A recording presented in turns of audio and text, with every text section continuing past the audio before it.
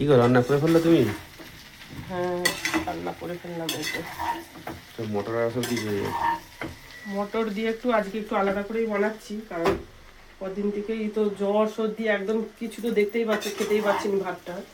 তো এটা চিকেনের মধ্যে মটরশুঁটি আর গাজর দিয়ে এটাকে যেভাবে মানে নর্মালি মাংস রান্না হয় সেইভাবেই কষিয়ে নিয়েছি।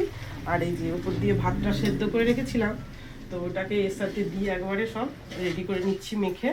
তো এটা খেতে বেশ ভালো লাগে, মানে মুখে স্বাদটা না থাকলে, তাই এটা আজকে বানাচ্ছি। তো চলো এটা আগে বানিয়ে নিই। তো এই যে এটা কিন্তু রেডি হয়ে গেছে আমার, আর দেখতেও কিন্তু বেশ ভালো হয়েছে।